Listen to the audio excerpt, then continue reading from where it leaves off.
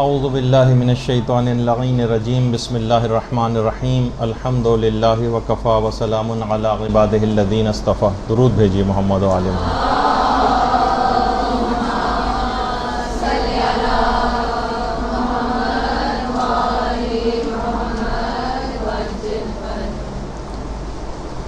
جو کہ اکثر دماغوں میں آتا ہے اور یہ پوچھا بھی جاتا ہے کہ ہم بہت سے نیک کاموں کی اہمیت سے آگاہ ہونے کے باوجود اس کو کر نہیں پاتے، ان کی توفیق ہی نہیں مل پاتی. نماز شب کے سلسلے میں کتنی آپ نے تاکید سنی، لیکن نماز شب کی توفیق ہی نہیں مل پاتی. مثلا پڑھنے کے لیے اٹھا ہی نہیں جاتا. کتنے نیک اعمال اس طرح سے اور ہیں، یعنی جیسا ہم چاہتے ہیں ویسا عمل نہیں ہو پاتا. پھر ہم کیا کریں؟ دوسرے الفاظ میں ہمیں توفیق نہیں ملتی ان کاموں کو کرنے کی. تو دیکھیے یہ بات یاد رکھ لیجئے کہ مشیت خدا اور بندے کا ارادہ جب آپس میں مل جائے تو توفیق وجود میں آتی. بندے کا ارادہ اور پروردگار کی مشیت، ان دونوں کو ملنا چاہیے. ان میں اگر کوئی ایک چیز بھی کم ہے تو توفیق نہیں ملے گی. اور ہمیشہ یہ بات یاد رکھ لیجئے کہ گناہوں پر اصرار کرنے کے نتیجے میں توفیقات سلب ہو جاتی ہیں. گناہوں پر اصرار، بار بار کرتے چلے جانا. امام خمینی نے بہت ہی اچھی بات اس سلسلے میں فرمائی. فرماتے ہیں کہ بہت ممکن ہے کہ نامحرم پر فقط ایک بری نگاہ یا زبان کی صرف ایک بار چھوٹی سی لغزش، ایک طنز، صرف ایک دفعہ کا مذاق، صرف ایک دفعہ کوئی برائی طویل عرصے تک توفیقات کو ختم کر دے. بہت ممکن ہے اس بات کا ہونا کہ فقط نامحرم پر ایک بری نگاہ، ایک بار فقط زبان کی لغزش، ایک طنز یا ایک مذاق یا کسی بھی ایک ایسا کوئی برائی کا کام، اس سے توفیقات آپ کو ملنا طویل عرصے تک کے لیے بند ہو جائے. اور خدا اور بندے کے درمیان ایک حجاب آ جاتا ہے. باقاعدہ جو شرح لکھی حدیث جنود و عقل و جہل میں امام خمینی نے باقاعدہ اس کی شرح کی اور یہ کہا ہے کہ یہ بہت عین ممکن ہے تو انسان کو تمام گناہوں سے اپنے آپ کو بچانا چاہیے. البتہ کچھ چیزیں ایسی ہیں کہ جس کے اندر توفیقات کے خزانے پوشیدہ ہیں، اور یہ بات ہمارے چوتھے امام زین العابدین علیہ الصلوۃ والسلام نے بتائی.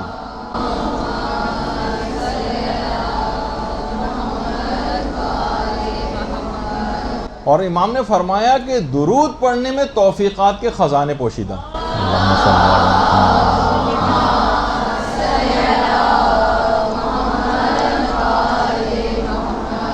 توفیقات کے خزانے.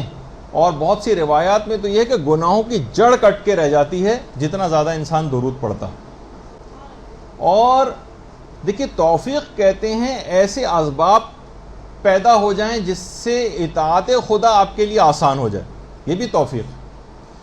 اور اس سے مسلسل پھر نیک کاموں کا صدور ممکن ہو جاتا ہے. آپ کرنے جاتے ہیں لیکن کچھ ایسے گناہ حائل ہو جاتے ہیں آپ کی راہ میں کہ آپ کے لیے اطاعت خدا کرنی آسان نہیں ہوتی.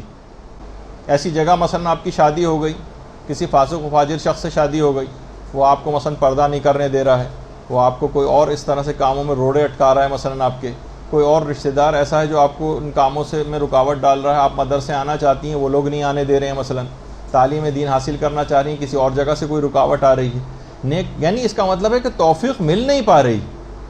تو توفیق حاصل ہونے سے کیا ہوتا ہے کہ اطاعت خدا میں آسانیاں پیدا ہوتی ہیں، نیک کاموں کا صدور ممکن ہونے لگتا ہے، اور گناہوں سے انسان پرہیز کرتا ہے جس سے اس کی راہ پر چلنا بہت آسان ہو جاتا ہے. یعنی توفیق کے معنی یہ.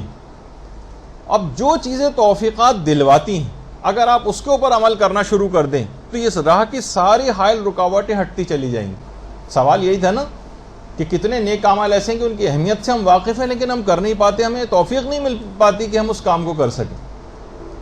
تو ایک تو طریقہ ابھی آپ نے سن لیا کہ محمد و آل محمد پہ درود پڑھنا، یہ توفیقات کے خزانے اس کے اندر پوشیدہ ہیں. اللہم صلی علی محمد.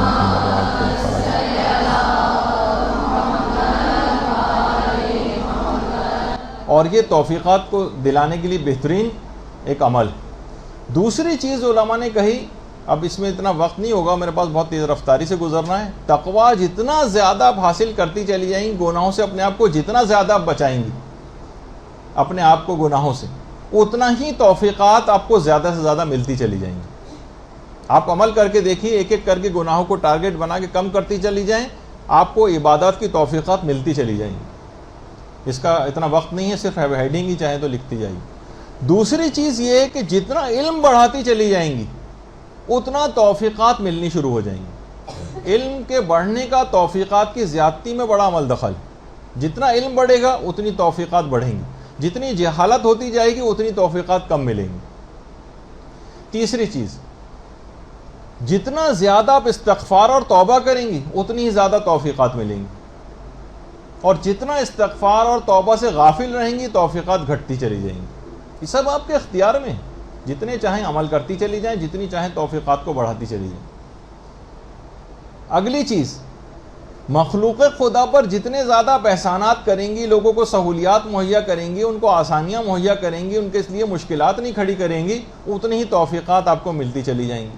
اور جتنا لوگوں کے لیے مشکلات کھڑی کریں گی، گھروں میں لڑائی جھگڑے کریں گی، ساسوں کے ساتھ لڑائیاں ہوں گی، بہوؤں کی جو ہے ساسیں جو ہیں بہوؤں کے ساتھ لڑائیاں کریں گی، گھر کے اور رشتہ دار آپس میں غیبتیں کریں گے، ایک دوسرے کے خلاف جتنی چیزیں ہوتی چلی جائیں گی اتنا ہی زیادہ توفیقات گھٹتی چلی جائیں گی. مخلوق خدا کے لیے جتنی احسان اور آسانیاں آپ جمع کریں گی اتنی ہی زیادہ آپ کو توفیقات ملیں گی. اب آپ کو سمجھ میں آ رہا ہوگا یقیناً کہ توفیقات کیوں گھٹتی چلی جاتی. پھر اس کے بعد جتنی آپ کی نیت نیک ہوگی لوگوں سے متعلق اتنی ہی زیادہ آپ کو توفیقات ملیں گی. چاہے عملاً آپ بہت سارے لوگوں کے خلاف بات نہیں کر پاتی، عملاً اقدام نہیں کر پاتی، لیکن آپ کی نیت ان کے متعلق صحیح نہیں ہوتی، ان کو آپ ترقی کرتے نہیں دیکھنا چاہتی. ان کسی اچھی جگہ شادی ہو جائے تو آپ حسد میں مبتلا ہو جاتی ہیں، کوئی اور نعمت کسی کو مل جائے تو جو ہے وہ بظاہر اچھے بن کے ملتے ہیں لیکن دل سے نیت اور نیک نیتی آپ کے نہیں ہوتی. معاشرے کی بات کر رہا ہوں، خدا نخواستہ آپ اس سے مراد نہیں. تو جتنی نیک نیتی ہوگی اتنی توفیقات ملیں گی، اور جتنا دیگر لوگوں کے لیے برائی آپ کے دل میں پائی جائے گی اتنی توفیقات گھٹتی چلی جائیں گی. اسی طرح سے اچھا اور دیندار دوست یہ توفیقات کو ملنے میں بڑا معاون ثابت ہوتا ہے. اچھا دوست، اچھی دیندار سہیلیاں، اچھے دوست پیدا کرنا، وہ خود بھی نیکی کی راہ کے اوپر گامزن ہوتا ہے اور آپ کو بھی اپنے ساتھ لے کر چلتا ہے اور نئی نئی نیکیاں آپ کو کرنے کو ملتی. اسی طرح سے دعا کرنا یہ خود توفیقات دلواتا ہے. جتنا آپ دعائیں کریں گی، جتنی آپ پروردگار عالم سے حاجتیں طلب کریں گی، جتنے زیادہ ائمہ کے واسطے دیں گی دعاؤں کے سلسلے میں، جتنی دعائیں ہوں گی اس کے مقابلے میں اتنی ہی زیادہ آپ کو توفیقات ملیں گی. اور اسی طرح سے علماء نے فرمایا کہ جتنا آپ کا صبر مصیبتوں کے اوپر، پریشانیوں کے اوپر بڑھے گا اتنی ہی آپ کی توفیقات میں اضافہ ہوگا. اور جتنا آپ بے صبری کا مظاہرہ کریں گی، کسی نے ذرا سا آپ کو کچھ کہہ دیا آپ بڑھ کے اس کو جواب دینے لگیں، کسی نے ذرا سا آپ کے خلاف بات کہہ دی تو آپ بھی اس کے پیچھے لگ گئیں، توفیقات کم ہوتی چلی جائیں گی. ان اللہ مع الصابرین جب بھی کہا جاتا ہے اللہ صبر کرنے والوں کے ساتھ ہے. جب اللہ ساتھ ہو جائے گا تو کتنی توفیقات حاصل رہیں گی. اور اسی طرح سے نیک کاموں کی تلاش اگر آپ کرتی رہیں گی کہ رضایت خدا کس چیز میں، جیسے کہ ہم نمازوں کا سلسلہ چل رہا ہے، بہتر سے بہتر نماز کیسے پڑھیں، ثواب کس میں زیادہ ہے، ثواب کس میں زیادہ ہے. کوئی بھی عمل آپ کرنے جا رہی ہیں فوراً یہ دیکھیں کہ کون سا طریقہ ایسا ہے میں زیادہ سے زیادہ خوشنودی خدا حاصل کر سکوں. نیک کاموں کی تلاش میں رہیں. یہ نہیں کہ بس وہ 2-4 چیزیں آپ نے پکڑ رکھی ہیں بس اس کے علاوہ کسی طرف نگاہ نہیں، نئی سے نئی چیزیں نیک کاموں کی تلاش کریں، خود بخود توفیقات آپ کے پیچھے پیچھے آئیں گی. تو بہرحال دل کو اگر مائل کیا جائے، نیکی کرنے کا ارادہ کیا جائے اور مستحکم ارادہ کر لیا جائے اور پوری قدرت و استطاعت کے ساتھ اس کو وجود میں لایا جائے تو خود بخود پھر علماء فرماتے ہیں کہ توفیق مل جائے گی. یعنی مصمم ارادہ کریں اور عمل کر ڈالیں، پھر آپ دیکھیں کہ توفیقات آپ کو کیسے ملتی. تو یہ ایک سوال اس کا بھی جواب ہو گیا کہ ہم بہت سی چیزوں کو نہیں کر پاتے ہیں لیکن اس میں ہمارا اپنا قصور ہوتا ہے، جو کہ آپ نے سارے قصور بھی سن لیے، اور اس کے برخلاف کون سے اعمال کریں تو ہمیں اس کو راہ سے ہم اپنی تمام رکاوٹیں ہٹا دیں گے اور ہمیں توفیقات کے خزانے حاصل ہونے لگیں.